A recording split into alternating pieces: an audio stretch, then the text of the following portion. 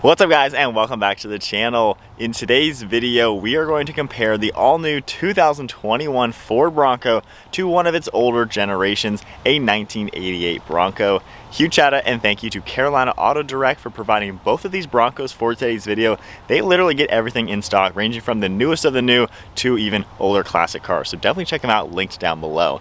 Now I am in no way, shape or form a Bronco expert, so I'm not really too sure if this is the most accurate way to compare a Bronco to the Bronco. If there's another Bronco out there that is a better comparison for the new one, comment below. I'd love to hear which one it is.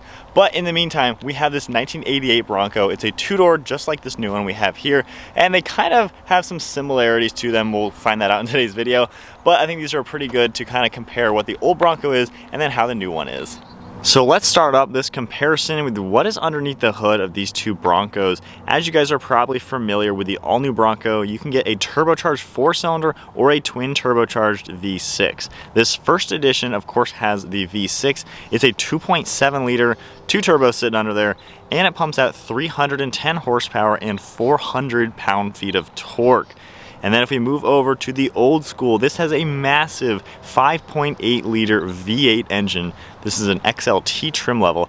This truck pumps out 210 horsepower and 315 pound-feet of torque. So we're down about 100 horsepower and torque for having an engine that's about twice the size. So pretty crazy to see how the modern vehicle, of course, is going to make a lot more power with less engine. And then as far as some of the dimensions go, for the 2021 model year, you can opt for a 4-door version. But for the 2-door, the wheelbase is just over 100 inches. Taking a look at this old school one, it's a little bit larger at 104.7 inches.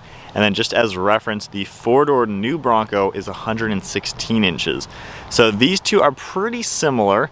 And then as far as other dimensions, the overall length of the 2-door new Bronco is 173.7 inches and the old Bronco is 180. So it's noticeably just a little bit larger of a vehicle. Height is nearly identical, 73 and 74. The old one is a little bit taller. And then for width, the old one again is a little bit wider at 79 inches versus 76 inches on the new Bronco. Now for off-road capabilities, I'm not sure if the old school Bronco was 100% dedicated to being an off-roader. It was probably more of a universal SUV that could do it all. The new Bronco is really geared towards the off-road. That is the main selling feature of what this SUV has to offer. The approach angle on this new one is a whopping 43.2 degrees, while this particular one is around 36.5 degrees. So noticeably different. Breakover is 21 degrees on the old one, while it's 29 degrees on this new 2-door. And then if we finish up with ground clearance, we're looking at 11.6 inches on the 2-door and 9 inches on the old one. And then this new one has departure angle at 37 degrees, while the old school one is just 17.7 degrees. So there's definitely a noticeable difference as far as the sizing, and then as far as the off-road capabilities. The new one is really geared towards it, as you can tell. If we now take a look at the exterior styling, me being 28 years old, the new one looks a million times better in my opinion. I'm sorry for those of you who love the old school vehicles, but to me the old one is just an old truck. It doesn't look nearly as cool.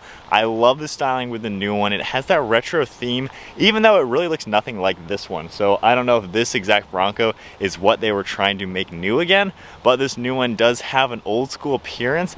So with that said, as far as the exterior styling, it's pretty much self-explanatory. This is what the 88 looks like from the front, and then the new one looks like that from the front. Drastically different. They're both boxy, I guess you can give it that. They definitely both have that boxy design, and being these are both 2-doors, they both have kind of that same design for the windows, both front and rear.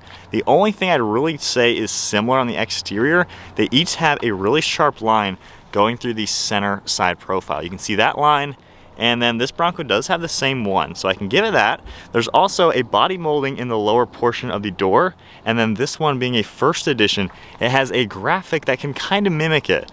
So I'd say those are the biggest things that kind of make them similar. They have that same overall shape, but the overall styling is noticeably different. Moving in back, we get a 5th tire on both of these in back, which is a great touch. Of course, you can easily have access to your spare tire. I do notice both of them have the Ford logos on this left side of the spare tire, which is kind of cool to see. And then they both do have squared off rear taillights, and then the metal bumpers up front. And then also in back, we do have metal steel bumpers for both Broncos. And then the last similarity I would say is gonna be the roofs. On this new Bronco, you can get a hardtop or a soft top. This hardtop, the whole front section is removable, and then the rear is also removable. So you can take the entire roof off this and the doors very easily. This old Bronco, I don't know 100% if it is removable, but I've seen a ton of Broncos just like this, with this entire rear section of the roof removed. So this kind of has that same idea. I don't think you can easily remove these doors. They're definitely not designed for that. But they both have somewhat of an open top experience, which is pretty cool to see. And then taking a quick look at the interiors, again, I don't really notice anything that looks like the old one in the new one. This is what the 88 looks like. Very boxy, old school, old fashioned, as you would expect. It does have an automatic transmission. You can see how everything is laid out. We have 2 seats up here, and then we have the bench row in the back. So that is basically what an 88 looks like. Very old school. Of course, nothing that I am super used to. And then the new one is completely different. I don't really notice anything that is shared as far as the overall design. Comment below, do you see anything that is noticeably similar? This is much different with all these LCD screens, which of course was not in existence 30-something years ago. But we have the 2 seats up front, and then a bench row in back. All right, so we are in the 1988 Ford Bronco. I don't know the last time I've really driven an old vehicle, and Mike is going to be in the new Bronco just following behind. This is pretty interesting. I've been in the new Broncos quite a lot. I've been off-roading in them and then driving them on the street, and they are a really impressive off-roader. So to try to figure out where there are similarities between the two, it's kind of hard because I don't think it's necessarily a new version of the old Bronco. I think it's more of an idea. It's another boxy off-roader SUV from Ford, not necessarily the next generation of the same vehicle.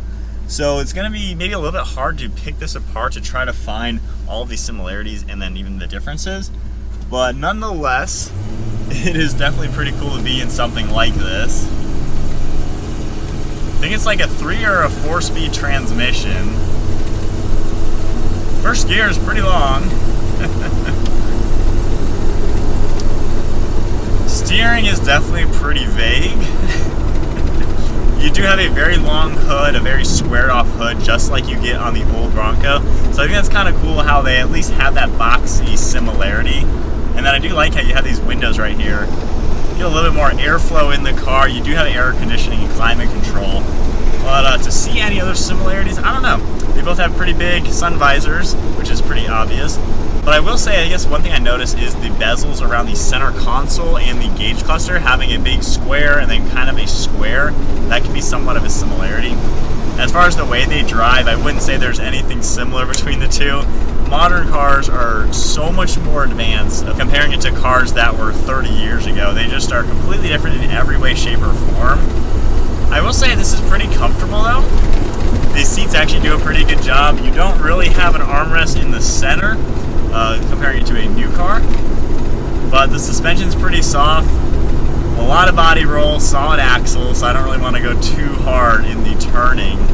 But seeing that new Bronco behind me, I love the way that looks with the round headlights and the LEDs and just the modern take on what we would think is a retro off-roader. So it's cool to see these for sure. As far as normal driving, it's pretty noisy in here. I'm definitely yelling.